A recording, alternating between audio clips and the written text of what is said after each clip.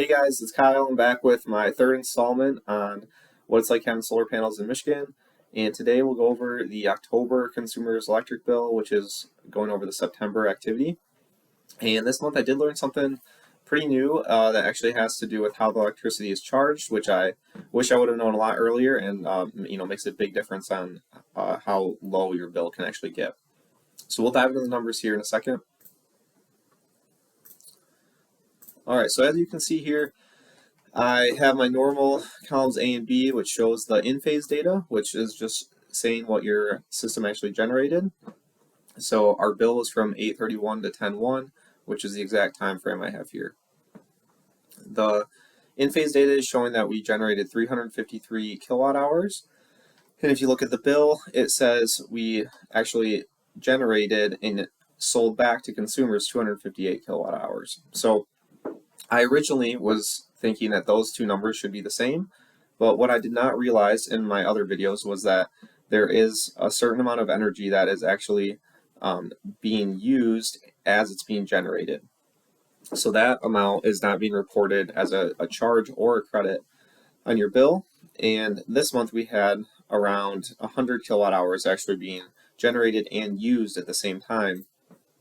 So this number for the electricity charges would have been quite a bit higher. So instead of being 313, it probably would have been around 400, 413. So as you can see, this month it was $32.32 for our electricity, and last year at this exact same time, still the same amount of days being billed. In October last year, we have $90.83. So quite a bit of savings, and still very happy with that.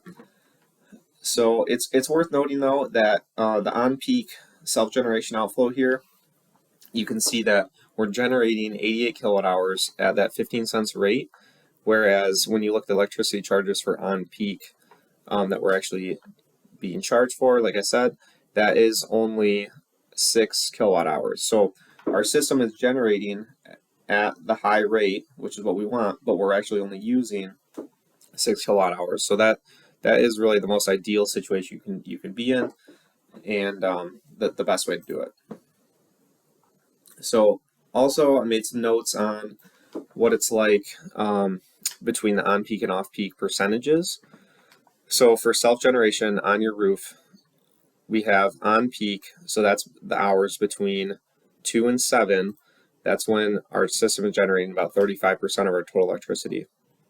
And then as far as off-peak goes, it's 65%. So I've been tracking that for the last 3 months, August, September, October bill.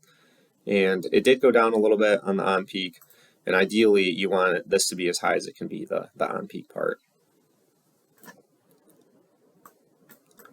So back to what I was originally saying that I learned this month. When I originally had gotten solar panels put in, I thought we were only going to have the self-generated outflow section in the charges section, but I didn't know about that amount that was being used and generated at the same time. So it really makes solar panels a lot more appealing, knowing that these electric charges would have been right around that 414 range. And I'll show you guys how I calculated that. So if we look at the in-phase data here, like in columns A and B, we have the energy delivered to the house. I totaled it up for 353. Like I said, the self-generated section here is only calculating what we sold back to consumers. So if we use the difference here, that is actually the difference on what we used while it was being generated. So 353 minus that 258, that gets us to 95 kilowatt hours total used while producing. And if we add that back to the amount we were being charged for, the 313 plus the 95, we end up with 408 kilowatt hours of what we would have been billed with no solar panels. And that tells us, of course, in kilowatt hours. 408, if we look back on what a bill would look like with 408 kilowatt hours, this one was for 455, which was $90.83. So we can assume, with the taxes in there, it probably would have been around $85. So my current bill was only for $32, and it would have been $85. So if you do the math on that, we're really saving about $53, assuming we have no loan on the solar panels. In this case, we do. We'll probably pay them off at some point, whether it's this year, next year, in a few years. And once we do that, then that's really when we're going to start saving this $53. But since we do currently have a loan for 86, we will have 33 extra that we're paying this month overall, and that's really just due to the interest being at 7% on these panels. So once we get them paid off, we'll definitely be right in the range of making money every single month.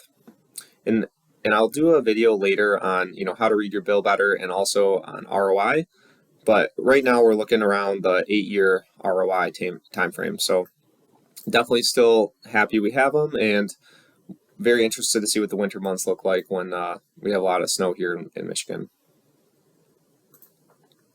So thanks for listening, guys, and as always, feel free to send me an email, comment if you have any questions, and yeah, I really appreciate it.